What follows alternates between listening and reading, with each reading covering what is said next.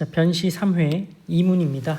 같이 읽어보시면서 쟁점을 검토를 해보죠. 갑은 친구 을의 사기 범행에 이용될 사정을 알면서도 을의 부탁으로 자신의 명의로 예금 통장을 만들어 을에게 양도했다. 그러면 을은 사기가 문제가 되겠구나. 갑은 그런 사정을 알면서도 양도했다. 사기 방조가 생각할 수 있겠죠. 갑은 사기 방조, 을은 사기. 또 통장을 양도했다라는 거예요. 적금 매체 양도한 거죠.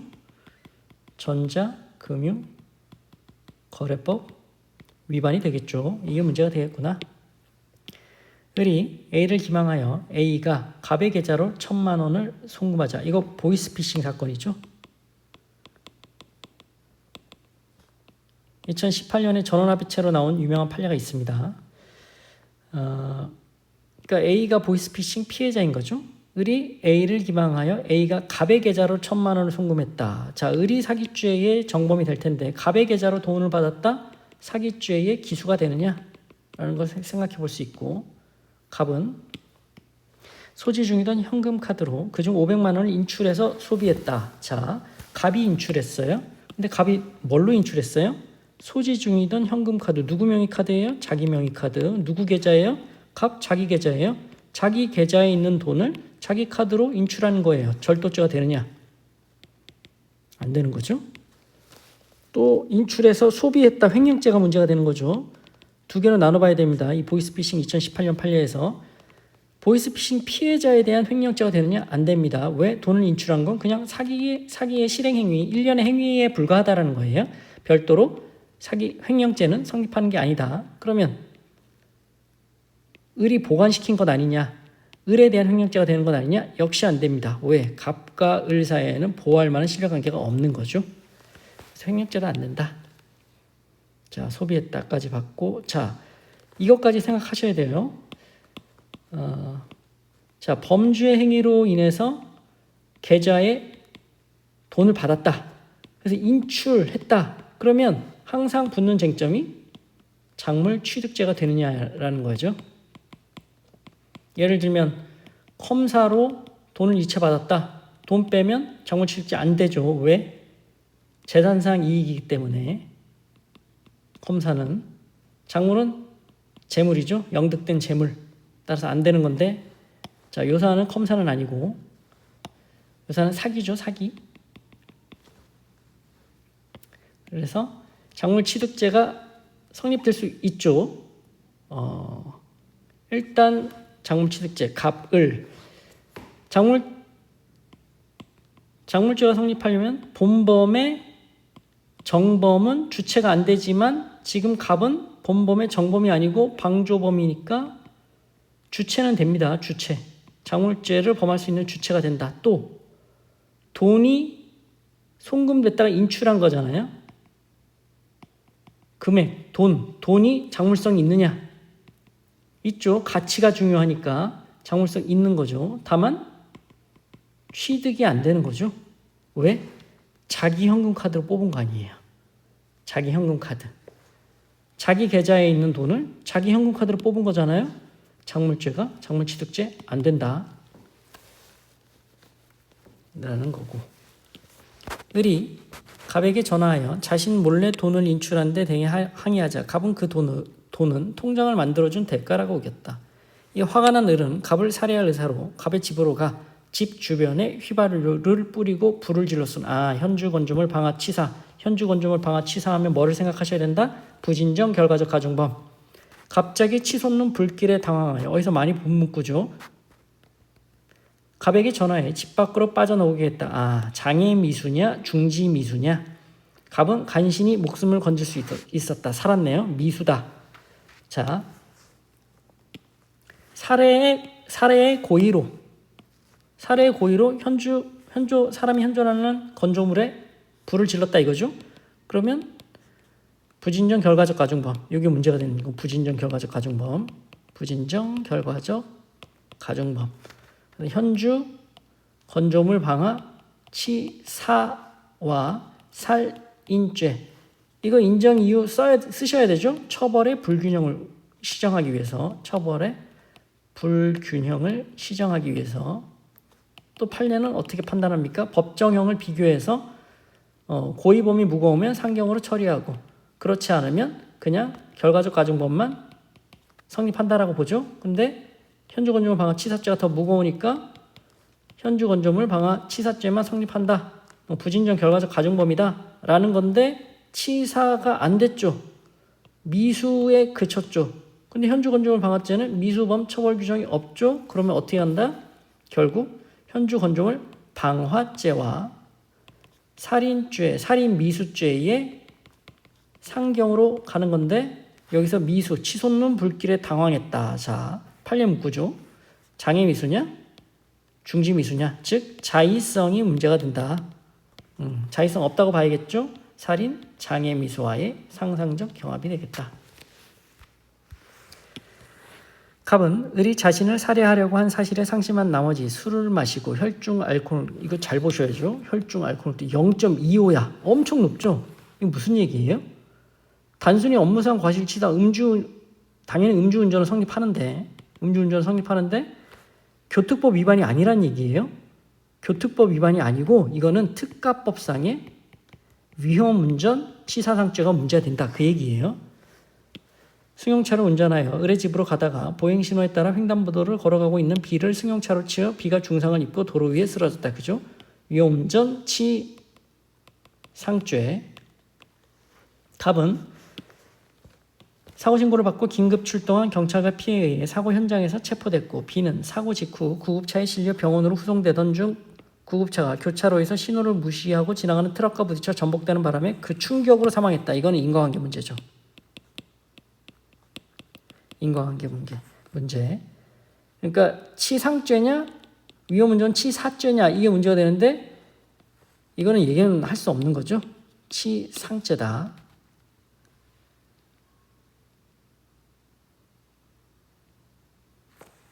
그리고 음주운전죄, 도교법 위반죄죠. 특가법 위반죄가 성립하면 교특법 위반은 흡수되죠.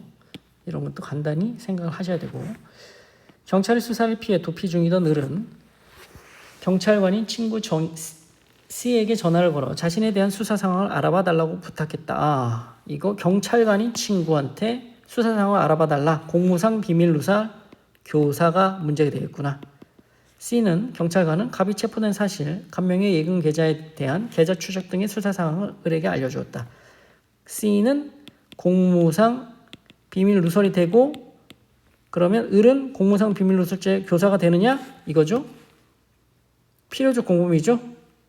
비밀 누설죄는 필요적 공범의 내부자들이죠. 내부자들 사이에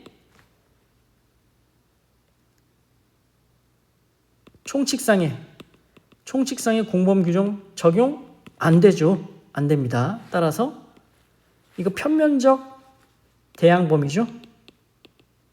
한쪽만 처벌하잖아요. 비밀 누설 한 자만.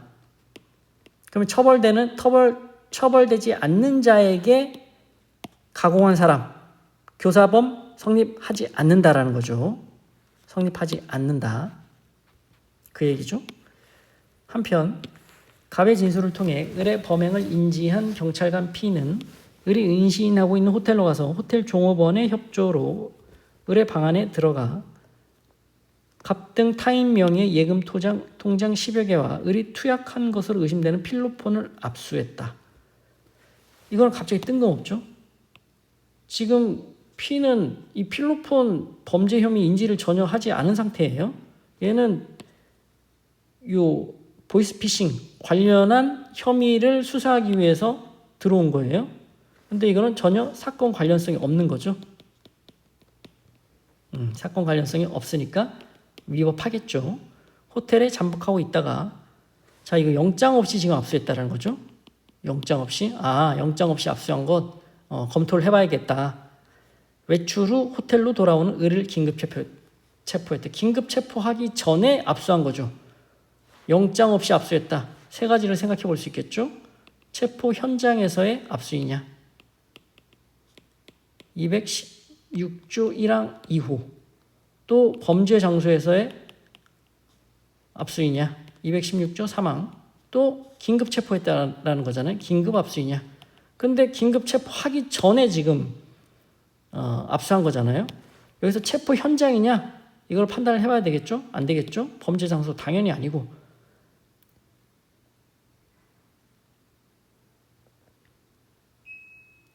긴급 압수도 긴급 체포하고 나서 24시간 내에 하는 건데 압수한 다음에 긴급 체포했잖아요. 217조의 긴급 압수도 다 해당되지 않는다라고 봐야겠고, 필로폰 압수는 사건과의 관련성이 없어서 압수물로서의 증거 능력이 없다라는 거고.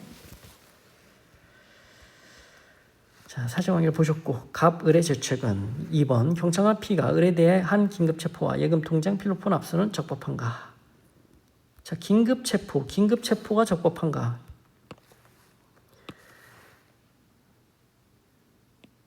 실질적 요건을 검토를 해봐야 되겠죠? 실질적 요건. 중대한 범죄, 혐의 상당성, 증상 필기인, 체포 필요성, 긴급성, 그리고 절차적 요건도 검토를 해보셔야 되겠죠? 사의 변변. 이런 거 검토를 하셔서 긴급 체포는 특별히 있다가 외출로 호텔로 돌아오는 을을 긴급 체포했다. 이게 위법하다고 하더라도 이게 이렇게 연결되는 건 아니죠. P는 처음부터 이 범죄 혐의 사실을 알고 인지하고 긴급 체포하러 온 거라고 볼 수 있는 거예요. 따라서 이것과는 관련이 없죠. 이 선행행위 위법으로 후행행위가 영향을 받는 경우가 아닌 거죠. 긴급 체포, 예금 통장 필로폰 압수는 적법한가 보셨고, 검사 S는 갑의 교통사고 현장을 목격한 일본인 J에게 참고인 조사를 위해 출석을 요구했으나 J는 불응하면서 일본으로 출국하려고 하고 있다. 이 경우 검사가 J의 진술을 확보하기 위해 취할 수 있는 조치는 이거죠. 제도 묻고 있는 거예요. 증인신문 청구 221조에 이어 또 증거 보존도 할 수 있죠. 검사는 두 가지 할 수 있습니다. 184조요. 이거 요건 절차 쓰시면 되겠죠. 요건 절차 효과 쓰시면 됩니다. 검사 S가 검찰 수사관 T 참여 아래 갑과 을에 대한 피신을 실시하고 갑과 을의 진술을 영상 녹화했다. 을은 공판정에서 자신에 대한 피신 조서의 진정 성립을 부인하고, 이거 법 바뀌었죠. 내용을 부인했다고 합시다. 현행법에 맞게. 이 경우 법원은 을의 진술을 녹화한 영상 녹화물, 검찰 수사관 T의 증언, 그리고 사기 범행 가담을 시인하는 을의 법정 진술을 갑의 법정 진술을 을에 대한 유죄의 증거로 사용할 수 있는가? 을의 진술을 녹화한 영상 녹화물. 자, 영상 녹화물은 성폭법에 규정된 예외적인 경우가 아니면 독립적인 증거로 쓸 수 없습니다. 못 쓰고. 검찰 수사관 T의 증언, T가 나와서 나 이렇게 들었는데요 라고 법정에 가서 증언한다라는 거죠. 이게 뭡니까? 조사자 증언. 전문 증언인 거죠. 316조 1항 따라서 특신 상태에 인정되면 증거 능력이 있죠. 그리고 사기 범행 가담을 시인하는 공범인 공동 피고인인 거죠. 을에 대한 유죄 증거를 쓸 수 있는가? 쓸 수 있죠. 반대 신문권 보장돼 있죠. 반대 신문권 보장돼 있으니까 증인의 증언처럼 쓸 수 있는 거죠. 판례가 있는 거죠.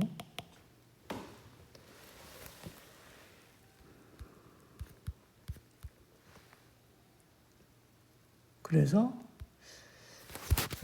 한번 쭉 보셨으니까 그러면 목차를 한번 만들어 볼까요?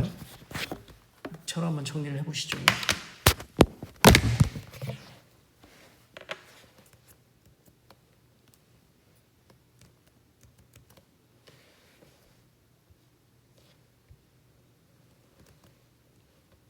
자, 갑과 을의 죄책은 갑과 을의 죄책. 갑이 을 본범부터 해보죠. 1쟁점에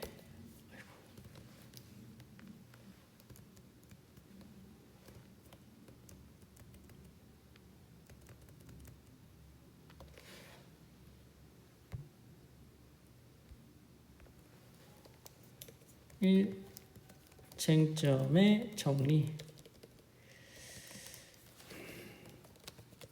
이 을의 죄책. 을의 죄책 먼저 본문부터 보시죠.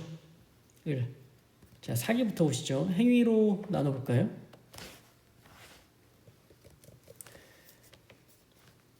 A를 기망하여 1000만 원을 송금하게 한 행위.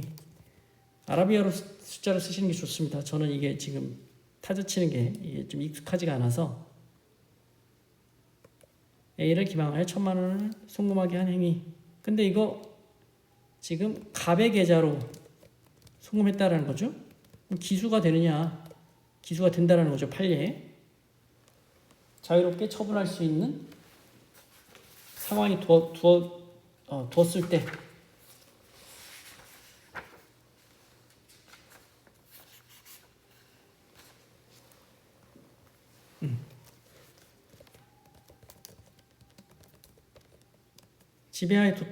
지배하에 두었다고 볼 수 있겠죠. 따라서 사기죄 기소가 된다.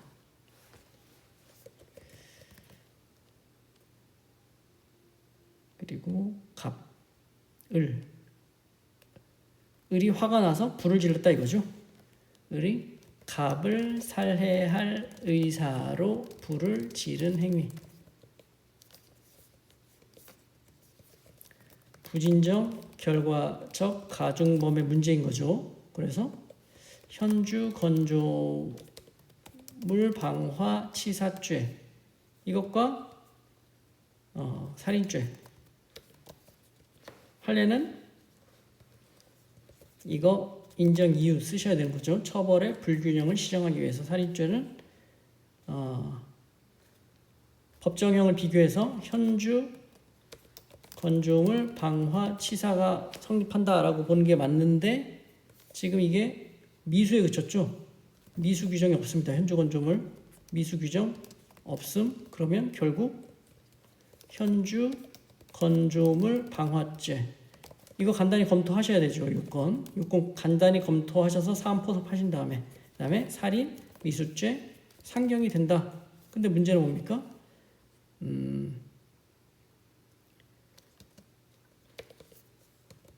중지 미수냐 장애 미수냐 이게 문제가 되는 거죠. 뭘 검토하셔야 되죠? 자의성 학설 판례 쭉 검토하셔서 이 판례 문구 치솟는 불길에 당황하여 장애 미수라는 거죠. 장애 미수. 그러면 현주 건조물 방화죄와 소결. 현주 건조물 방화죄와 살인 장애 미수 상경.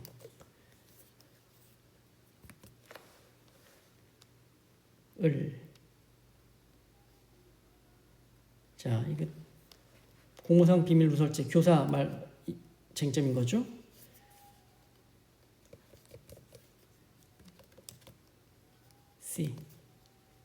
C를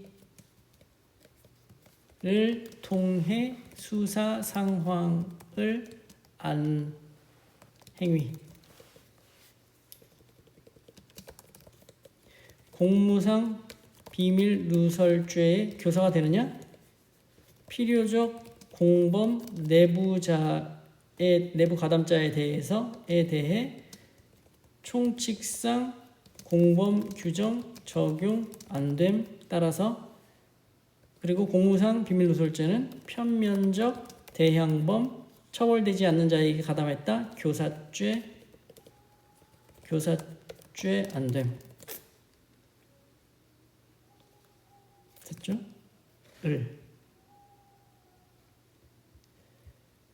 그래서 소결 죄송하게 쓰시면 되겠죠. 현주 건조물 방화죄 살인 장애 미수 상경 말 그 외에 다 실경인 거죠. 다음 갑의 죄책.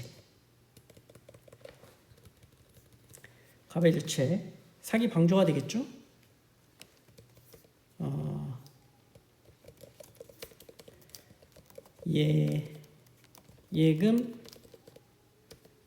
예금 통장을 을에게 양도한 행위.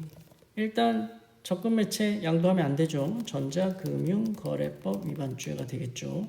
또 사기, 방조가 되겠죠. 방조, 주관적 요건, 객관적 요건 이런 거 사안 포섭하시면서 알면서도 이런 얘기 쓰시면서 사안 포섭하시면서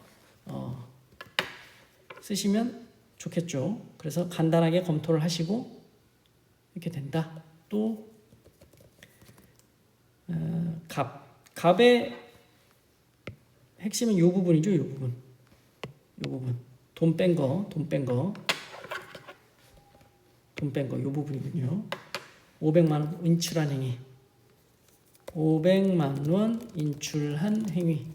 일단 은행에 대한 절도죄가 되느냐? 안 돼. 왜? 자기 카드로 자기 계좌에 있는 돈을 인출한 거죠.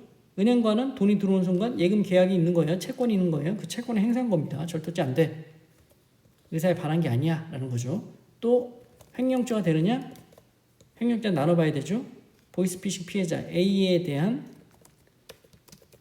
횡령죄가 안 되죠. 왜? 이 돈 뺀 거는 그냥 사기의 실행행위 연장이라는 거예요. 그냥 실행행위에 불과하다라는 거예요. 별도로 횡령죄는 성립하지 않는다. 그러면 을에 대한 횡령죄 역시 안 돼. 왜? 갑과 을 사이에는 신뢰할 만한 보호가 없기 때문에. 그리고 또 계좌에 돈을 인출했다. 범행으로 받은 돈에 계좌를 인출했다 문제가 되면 작물취득죄 무조건 생각하셔야 되는데 주체가 되냐?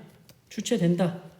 본범의 정범만 주체가 안 되는 거죠. 본범의 방조범이니까 된다. 작물이냐?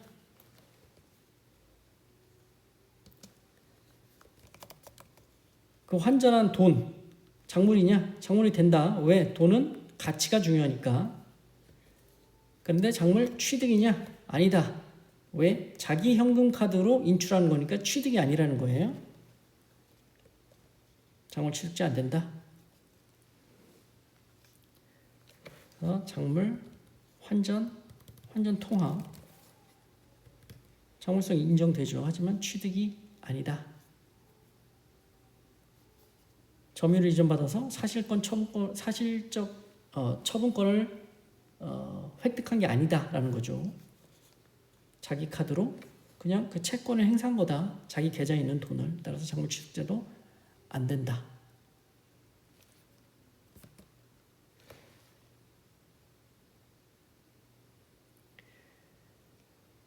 그리고 갑의 죄체, 이거 위험운전 치사상죄죠. 인과관계가 문제되고 음주운전이 문제되고 술을 마시고 운전하다가 비를 치어 사망하게 한 행위. 일단 기본적으로 도교법 위반죄, 음주운전이 되는 거죠. 또 0.25예요. 특가법상에 위험, 운전, 치사상죄 일단 써놓고 그러면 치상이냐 치사냐 이거 인과관계 문제인 거죠. 자, 이런 경우는 예견할 수 없죠. 그래서 인과관계 없다.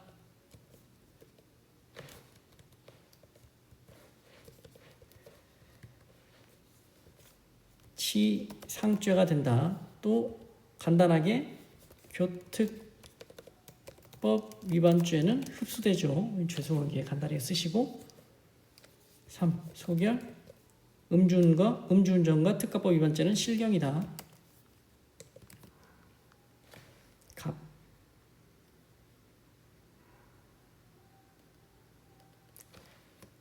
없죠? 그래서 사안의 해결. 자, 2문 을에 대하여 한 긴급 체포와 예금 통장 및 필요폰 압수는 적법한가? 1. 쟁점의 정리. 2.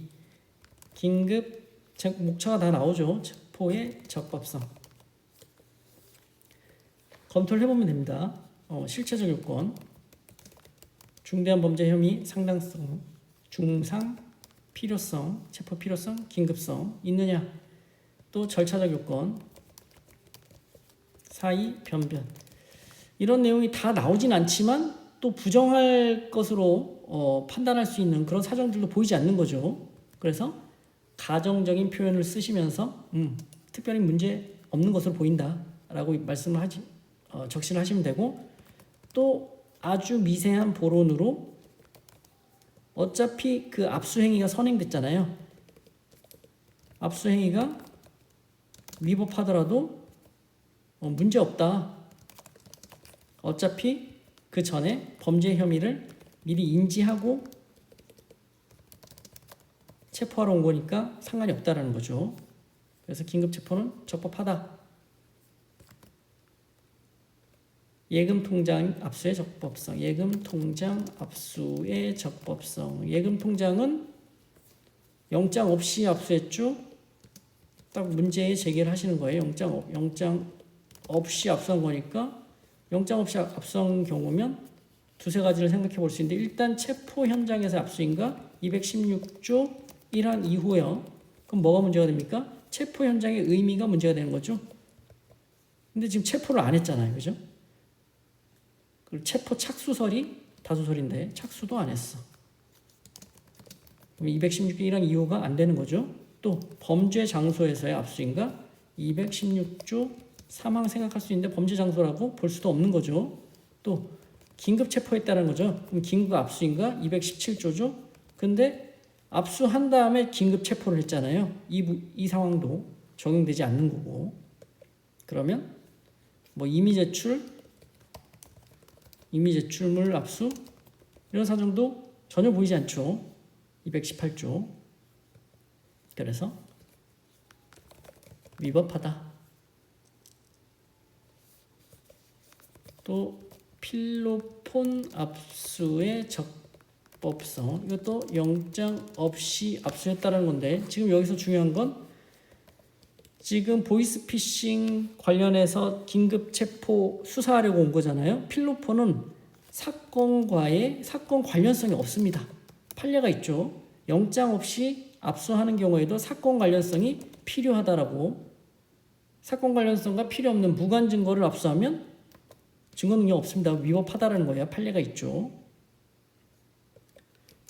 여기서 별건 압수는 적절한 용어가 아닙니다. 적절한 용어가 아니에요. 별건 압수는 본건에 대한 압수의 요건이 미급이 됐는데 별건으로 압수를 하는 거예요. 그러니까 이거랑은 좀 개념이 다르죠. 이거는 지금 사건 관련성이 문제인 거예요. 그래서 사건 관련성 없다. 필로폰은. 그래서 위법하다. 됐죠? 5, 4내 1, 3문. 자, 이거는 그냥 법조문 쓰는 거죠. 증인신문 청구 221조의 2. 또 뭐 요건 절차 효과 잘 정리해서 쓰시면 되죠. 또 증거 보전 184조 요건 절차 효과 잘 정리해서 쓰시면 되고, 사안의 해결. 4. 자, 증거로 쓸 수 있느냐? 영상 녹화물 1. 쟁점의 정리. 목차가 나오죠? 영상 녹화물. 영상 녹화물은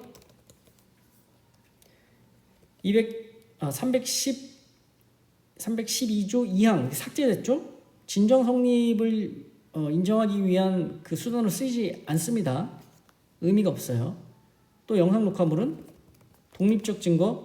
독립적으로 증거로 쓰이지 못해요. 다만 예외가 있죠.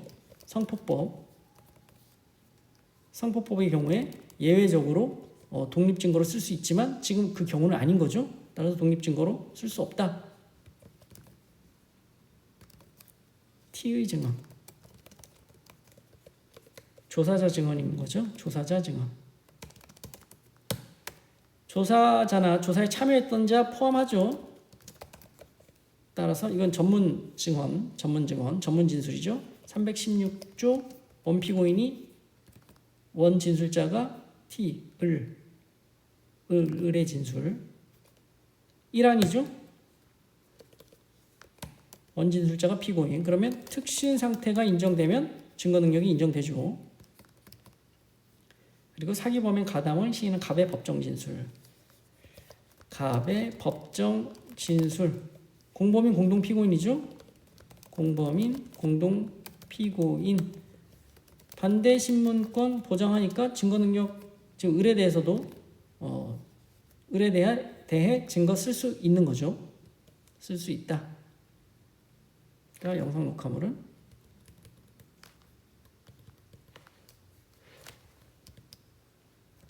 X 안 되고 T의 증언도 특신 상태 인정되면 가능하고 반대 신문권 보장되니까 가능하다라는 거죠. 사안의 해결.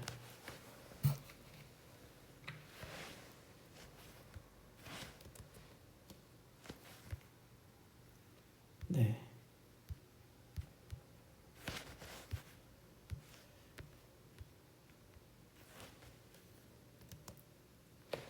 네. 이 목차는 제가 다시 정리해서 더보기란에 올리겠습니다. 마치겠습니다.